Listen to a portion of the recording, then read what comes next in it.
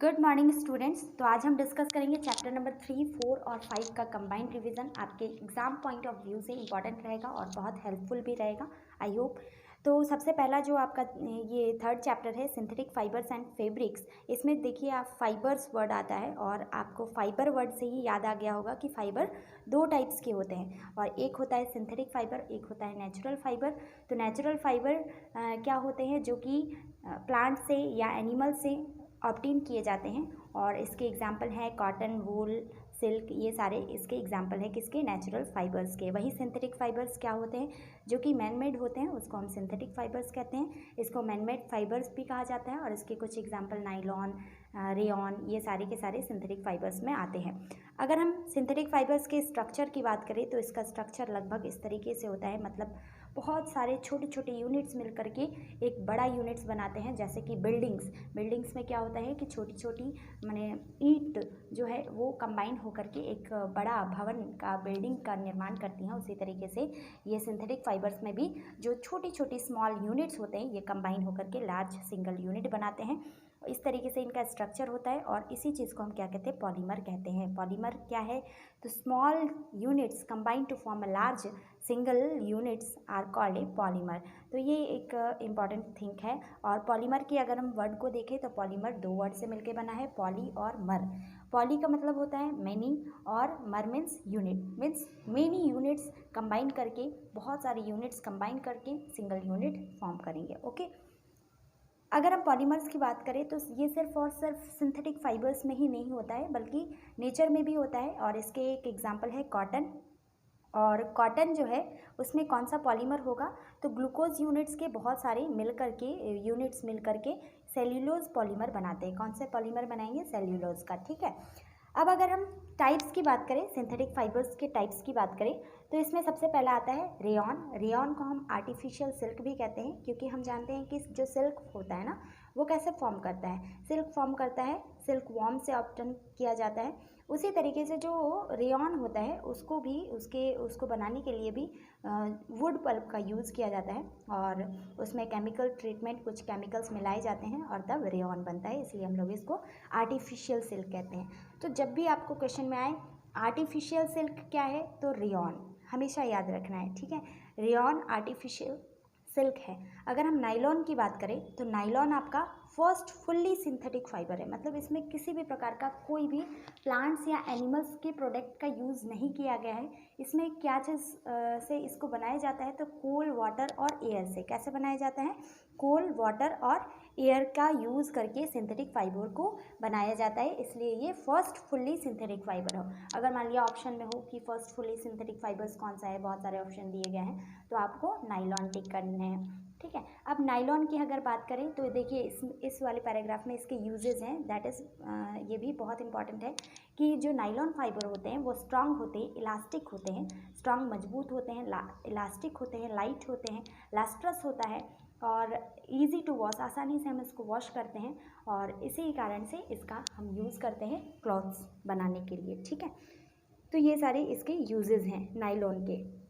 Nylon जो होता है वो बहुत ही मजबूत होता है और इसीलिए जैसा कि आप फिगर में यहाँ देख सकते हैं तो इसमें क्या होता है कि जो रस्सियाँ होती हैं या पैरासूट्स होते हैं उसके लिए भी, उसके रॉप्स को बनाने के लिए भी हम किसका यूज़ करते हैं? कौन से सिंथेटिक फाइबर का यूज़ करते हैं? वो नाइलॉन होता है। ठीक है, तो ये क्लियर है। अब ऐसे भी क्वेश्चन हो सकता है कि अगर आपको रॉक क्लाइंबिंग करना हो या पैरासूट्स बनाना हो तो आप कौन से रॉप्स का या कौन से थ्रेड का यूज़ करेंगे? नाइलॉन के थ्रेड का या अदर कोई किसी और चीज़ के? तो आप क्या लिखेंगे उसमें? नाइलॉन के थ्रेड का। अंडरस्टूड। अब पॉलीस्टर की बात करते हैं। पॉलीस्टर क्या है? तो ईस्टर का पॉलीमर है। यहाँ नाम से ही क्लियर है कि ईस्टर का पॉलीमर है, मतलब ईस्टर के छोटी छोटी यूनिट्स मिलकर के पॉलीस्टर बना रहे हैं। एक बहुत ही पॉपुलर पॉलीस्टर है वो है टेरिलीन। तो टेरिलीन एक बहुत ही पॉपुलर पॉलीस्टर है, पॉलीस्टर का टाइप है। और दूसरा है पीईटी, पेट हम इसको कहते हैं शॉर्ट में, और इसका जो फुल फॉर्म होगा वो है पॉलीएथिलीन टेरिप्थेलेट। तो ये भी अनदर फॉर्म है पॉलीस्टर का। ठीक है, तो पीईटी पॉलीएथिलीन टेरिप्थेलेट, तो ये भी अनदर फॉर्म है। ओके। अब हम एक्रिलिक की बात करते हैं, तो एक्रिलिक आर्टिफिशियल वूल के नाम से भी जाना जाता है, जो गर्मियों ठंड में हम स्वेटर्स का यूज़ करते हैं या शॉल्स का यूज़ करते हैं, ब्लैंकेट्स का यूज़ करते हैं।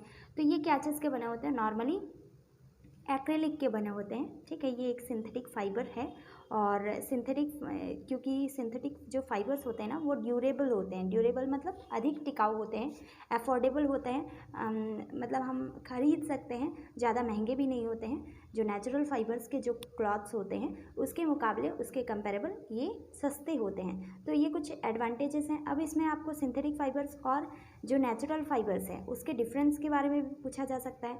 तो इस तरीके से इस वाले पैराग्राफ में आपको इसके मोस्टली डिफरेंसेस हैं और आप खुद से भी लिख सकते हैं कि नेचुरल फाइबर्स और सिंथेटिक फाइबर्स के बिहेवियर में उसके क्या डिफरेंसेस हैं, ठीक है।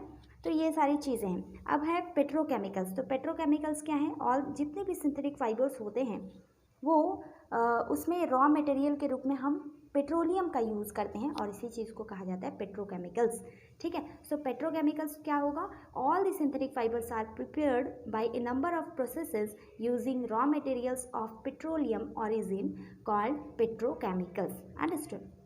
नेक्स्ट जो है वो है आपका कैरेक्टरिस्टिक्स ऑफ सिंथेटिक फाइबर। तो क्या होता है, कैरेक्टरिस्टिक्स क्या है, कैसे आप पहचानेंगे कि ये सिंथेटिक फाइबर है?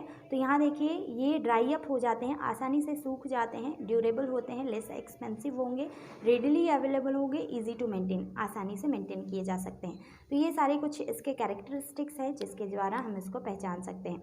वहीं एक और चीज़ है जो कैरेक्टरिस्टिक्स में आपके आते हैं, ये है कि अगर जो सिंथेटिक फाइबर और अगर हम जो नेचुरल फाइबर है उसको वाटर में डालें तो ये आसानी से सिंथेटिक फाइबर्स जो है वो कम पानी सोखेगा, लेकिन कॉटन का अगर कपड़ा हम लेते हैं तो वो ज़्यादा पानी सोखेगा। वैसे ही उसको सूखने में भी, ड्राई होने में भी मोर टाइम लगेगा, किसको? कॉटन को। सिंथेटिक फाइबर्स को लेस टाइम होगा लगेगा ड्राई होने में, ठीक है। तो ये चीज़ें हम डिस्कस किए थे। फिर अगर हम प्लास्टिक की बात करें तो प्लास्टिक का अरेंजमेंट जैसा आप फिगर में देख रहे हैं या तो लीनियर होता है या फिर दो तरीके का अरेंजमेंट होता है। एक तो लीनियर हो सकता है, एक क्रॉस लिंक्ड हो सकता है, ठीक है। क्रॉस लिंक इस तरीके से, जैसा कि फिगर में देख सकते हैं। तो इस तरीके से जो प्लास्टिक्स हैं वो बनते हैं और प्लास्टिक्स के बहुत सारे मटेरियल्स हम अपने डेली लाइफ में यूज़ करते हैं, जैसे कि बकेट हो गया, चेयर हो गया, जो टॉयज़ हैं, खिलौने हैं, वो सारे। अब जो पॉलीथीन है, ये पॉलीथीन क्या है? प्लास्टिक के एग्जाम्पल है। आपको ध्यान रखना है कि जो पॉलीथीन होता है वो प्लास्टिक का एक एग्जाम्पल है, मतलब प्लास्टिक के कैटेगरी में पॉलीथीन को रखा जाएगा और इसका कॉमनली हम यूज़ करते हैं जैसे पॉलीथीन बैग्स वगैरह बनाने के लिए, इसके लिए हम यूज़ करते हैं, ठीक है। अगर हम प्लास्टिक्स को डिवाइड करें तो प्लास्टिक्स को हम दो कैटेगरीज में डिवाइड कर सकते हैं अकॉर्डिंग टू वो आसानी से बेंट होता है या बेंट नहीं होता है उस आधार पे, ठीक है।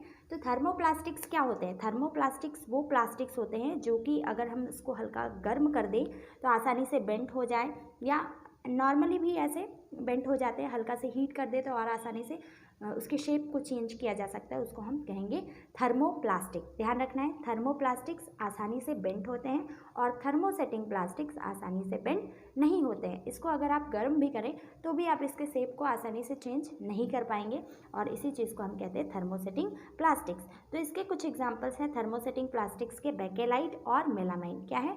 बेकेलाइट और मेलामाइन। और थर्मोप्लास्टिक्स के एग्जाम्पल पॉलीथीन, पीवीसी और पॉलीथीन, ये थर्मोप्लास्टिक्स के एग्जाम्पल हैं। वही थर्मोसेटिंग प्लास्टिक्स के एग्जाम्पल आपके हो गए बेकेलाइट और मेलामाइन। अब ध्यान रखना है कि जितने भी प्लास्टिक्स होते हैं वो पुअर कंडक्टर होते हैं। कोई भी प्लास्टिक्स की अगर आपको बात करें तो वो क्या होगा? पुअर कंडक्टर होगा, हीट और इलेक्ट्रिसिटी दोनों का, ठीक। अब जो बेकेलाइट है और मेलामाइन है, इसका यूज़ कहाँ कहाँ किया जाता है? तो इलेक्ट्रिकल जो स्विच होते हैं, स्विच बनाने के लिए, स्विच के लिए हम इसका यूज़ करते हैं। हैंडल्स, कुकर के हैंडल्स या वेरियस यूटेंसिल्स जो होते हैं, जितने भी बर्तन वगैरह के, उसके हैंडल में हम यूज़ करते हैं किसका? तो वो बेकेलाइट का यूज़ किया जाता है। मेलामाइन का कहाँ यूज़ होगा?